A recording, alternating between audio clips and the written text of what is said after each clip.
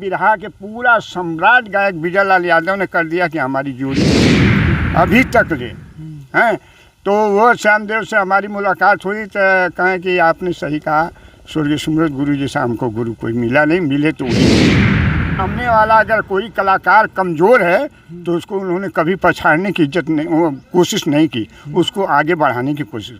हमारे सिमरत गुरु जी बोले कि देखो श्यामदेव ठीक है, तुमको मैं अपना शिष्य मान लिया हूँ और मान रहा हूँ, लेकिन मैं नहीं। तो हंस और हंसनी को दो बड़ा परिवार वाला लेके जा रहे थे, वो देखकर बड़ा हंसे और बड़ी खुशी हुई कि भगवान ये जोड़ा कैसा है। फिर वही नसुड़ी ने कहा कि इसमें आप टीसी में घूसखोरी करेंगे, ये आदत पड़ जाएगी आपकी, बहुत कमा लेंगे, 3-4 लाख रुपया कमा लेंगे, लेकिन आप इस कला में आ जाएंगे तो आपको दुनिया जानेगी। उसी समय उन्होंने अपनी नौकरी त्याग दी थी। जो पत्तू अखाड़े के आन बान शान थे और चले गए अचानक, उनके साथी हैं कवि जी हैं, आइए मैं परिचय करवाता हूँ और जानने का प्रयास करता हूँ कब से गाना लिखते हैं, कब से गाते हैं। कवि जी अपना नाम बताइए, अपना परिचय बताइए। हमारा नाम तो ननकू यादव है। ननकू यादव कहाँ के रहने वाले हैं? हम सुल्तानपुर बहरीसाल पोस्ट कटगाना, जिला गाजीपुर। जी। आप बिरहा गाते हैं कि बिरहा लिखते हैं? बिरहा मैं गाता था पहले सिमरत गुरु का। अच्छा, आप भी गाते थे? मैं गाता था, लेकिन 15 साल तक मैंने बिरहा गाया। इसके बाद मैंने बम्बई चला गया, 35 साल गुजारा वहाँ पे। फिर उधर श्यामदेव जो हमारे भाई चले गए, गुरु भाई, वो चले गए, तब से समझ लीजिए कि उनका हम लोग प्रोग्राम बम्बई में करवाया भी था जी। हाँ, लेकिन जब घटना घटी वो समय मेरे पास गाड़ी थी, लेकिन कोई चलाने वाला नहीं मिला। लेकिन मैं जोहरगंज पहुंचा उनके यहाँ, और वहाँ का देख कर से हम लोग को आवाज़ नहीं निकल रही थी। यहाँ तक कि सब लोग जो कहते हैं वो सत्य है।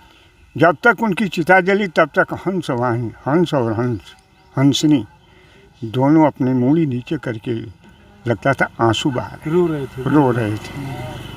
क्या वो उनका ट्रेन का जब टीटी थे तभी का ये माहौल था। बताते हैं कि लोग नौकरी पा गए और नौकरी पाने के बाद उन्होंने बिरहा गाने के लिए नौकरी छोड़ दी। नौकरी छोड़ दी उन्होंने। तो जब ये क्या बोलते हैं कि नसुड़ी से टिकट मांगे तो नसुड़ी क्या थे? नसुड़ी गायक थे। अच्छा। और कलकत्ता जा रहे थे। अच्छा। वो हमसे श्यामदेव भाई बताए जी।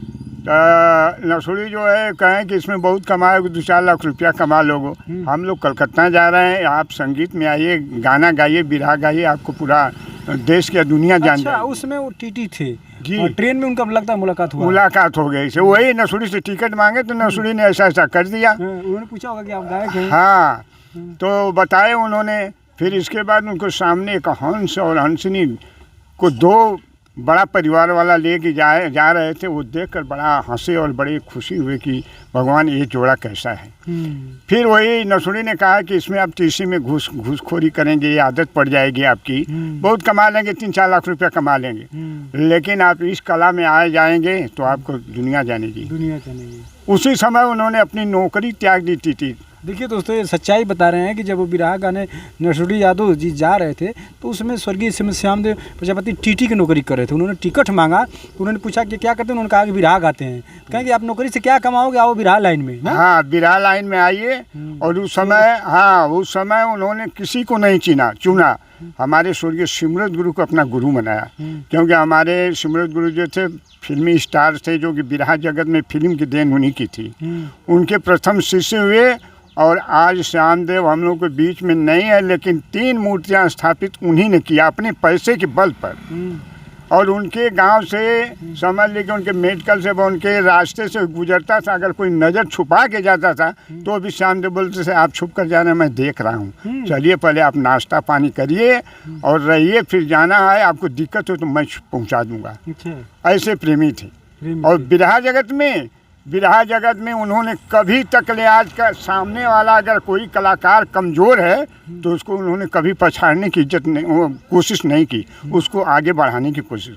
हमारे सिमरत गुरु जी बोले कि देखो श्यामदेव ठीक है, तुमको मैं अपना शिष्य मान लिया हूँ और मान रहा हूँ, लेकिन मैं नहीं, यानी तुम मैं रखना नहीं कहे गुरु जी, मैं कभी नहीं करूँगा। उन्हीं की बात लेकर श्यामदेव जैसा न कोई कलाकार हुआ न होगा।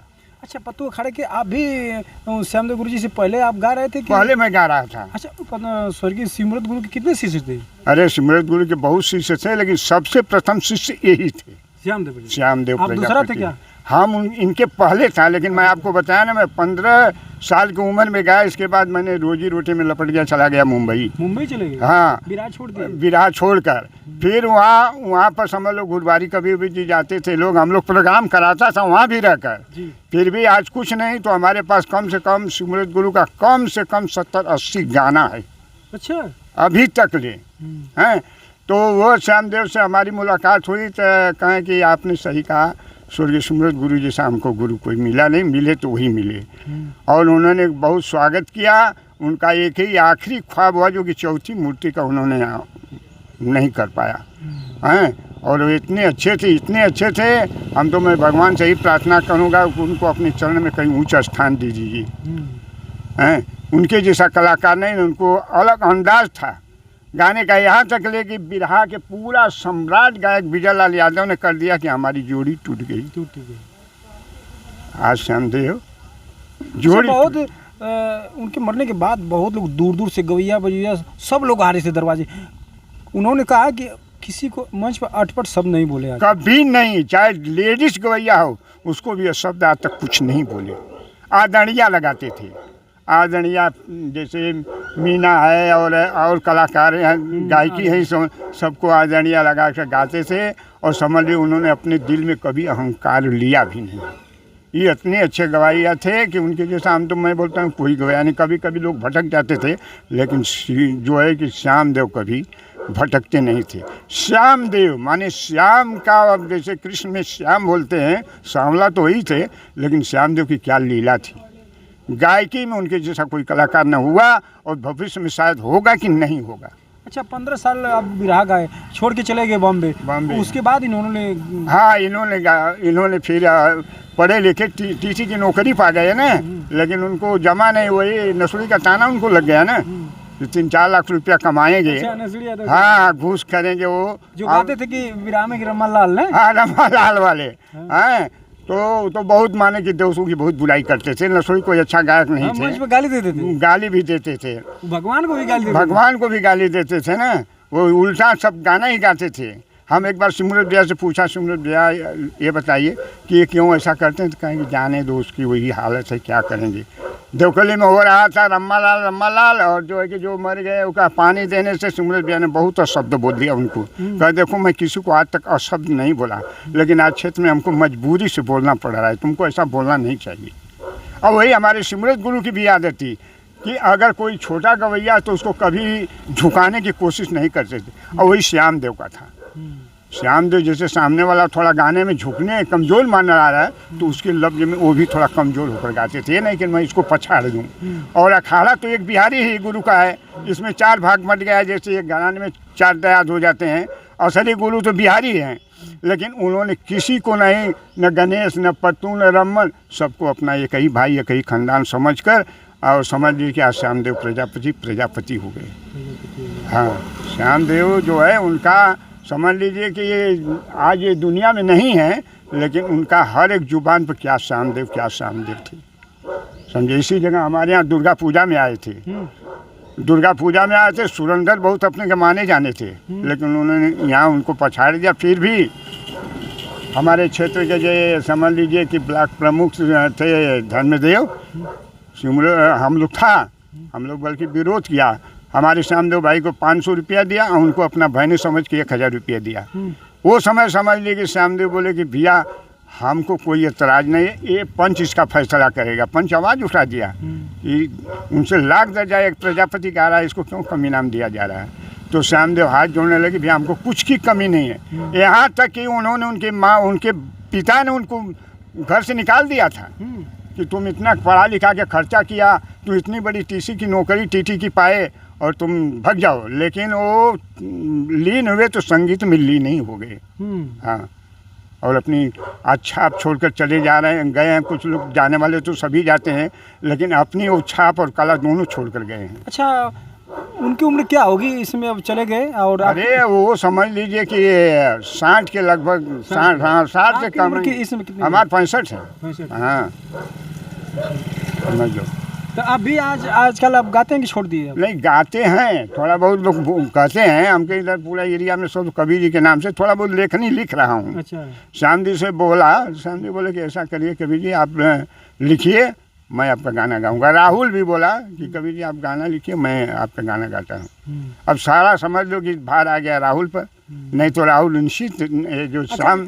देखिए 4 मूर्ति उन्होंने लगवाई, क्या उनके लिए मूर्ति लगनी चाहिए कि नहीं लगनी चाहिए? अरे बाप रे बाप, उनके लिए तो मैं बोलता हूँ, उनका व्यवहार से तुझ कि अगर कोई 10,000 देगा तो मैं 20,000 देने के लिए तैयार हूँ। ये देने के लिए तैयार हैं? तैयार हैं। श्याम देव की मूर्ति लगना चाहिए तो लगना चाहिए, सबका सहयोग चाहिए। सबका सहयोग चाहिए। सहयोग भी नहीं रहे तो हमारे समझ लो कि ये गुरु पुत्र जो राहुल है वो भी कह दिया है कि जो खर्च लगेगा मैं दूंगा। हम लोग भी उसमें सम्मिलित हैं। मैं सुना हूँ, गया तो नहीं हूँ, मेरे पास गाड़ी होते हुए, लेकिन चलाने लायक कोई नहीं, इसलिए मैं नहीं पहुँचाता था। लेकिन मैं जो समझ लीजिए कि यहाँ जौहरगंज पहुँच गया था मौके पर, यहाँ से समझ लीजिए कि रिक्शा करके मैं पहुँचा ये था। देखिए सरस्वती पुत्र कह जाते हैं, जब चिता जल रही थी तो 2 हंस भी रो हाँ, पड़े। हम लोग अपने आँख से देखे थे ना, हम लोग ने बहुत से लोग देखे, इशारा किया कि देखो हंस और हंसनी दोनों मूड़ी नीचे करके रो रहे हैं। और जब तक उनकी चिता जली नहीं तो नहीं, तब तक वो दोनों गए नहीं वहाँ से। एक प्रमाण है उनका। सरस्वती पुत्र। हाँ, सरस्वती पुत्र थे। उनका गला, उनका बजाने का ढंग अलग था और जनता उनके पर आकर्षित होती थी जी। इतनी मधुर वाणी थी उनकी ना, सबको एक निगाह से देखते थे। उनके दिल में ये भावना नहीं है कि ये गणेश के अखाड़े के हैं, वो रमन के अखाड़े के हैं, ये नहीं, सबको भाई बने। बताते थे गांव में घर में कोई भी आता था सबको पानी पिला के भेजते थे, खाना खिला के। कोई छिप के उनके मेडिकल से जाता था तो उनकी निगाह पड़ जाती, अरे भैया क्यों छिप करते हैं, सुनिए सुनिए। आते थे लोग, नाश्ता पानी वगैरह सब कराते थे, बोलते थे आपको जहाँ जाना है बोलिए, मैं छोड़वा देता हूँ आप। लेकिन ऐसा श्यामदेव क्या मिलेगा, श्यामदेव तो श्याम ही देव था। उनकी मधुर वाणी दोबारा नहीं मिलेंगे। श्यामदेव क्या मिलेंगे, श्यामदेव को जाना भी नहीं था अभी, लेकिन कोई सोचा नहीं था कि चले जाएंगे। नहीं, हम लोग नहीं सोचा। आज हम लोग को बहुत दुख होता है कि हमारे घराने में एक होनहार कलाकार छोड़कर चला गया। लोग कहते हैं कि कीर्ति अमर होती है, सावनी गुजर जाने पर जल की कदर होती है। हाँ, वही बात है। वो चले गए, लेकिन उनका समझ लो कि अभी हम लोग को दर्द अपने दिल में है। यही से बार बार हम लोग कहते हैं कि भगवान उनको चरण में ऊँच स्थान दें।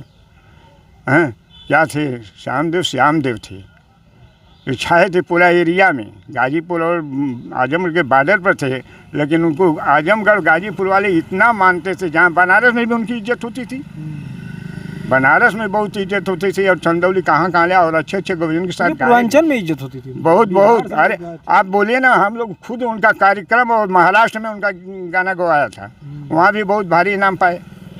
हम तो श्यामदेव थे, उसमें कोई दो राय नहीं है उनकी। देखिए दोस्तों, उनसे बता रहे हैं कि उनसे मैं 15 साल पहले गा रहा था, और आज आंखें नम है। और जौहरगंज गए थे जब उनकी चिता जल रही थी। और एक होता है कलाकार से साथी होता है कि छूट जाने पर बहुत दर्द होता है, वही हाल है। और लास्ट में क्या कहेंगे? लास्ट में तो यही कहूँगा कि भगवान उनके आने वाली पीढ़ी परिवार को सहन शक्ति की कामना दे और उनको ऊँचा स्थान दे। बहुत बहुत धन्यवाद। ये थे कवि जी, और इनका सुझाव कैसा लगा मिलते हैं अगले नेक्स्ट वीडियो में। और साथ साथ हमारे चैनल को लाइक कीजिए, सब्सक्राइब कीजिए। बहुत बहुत धन्यवाद।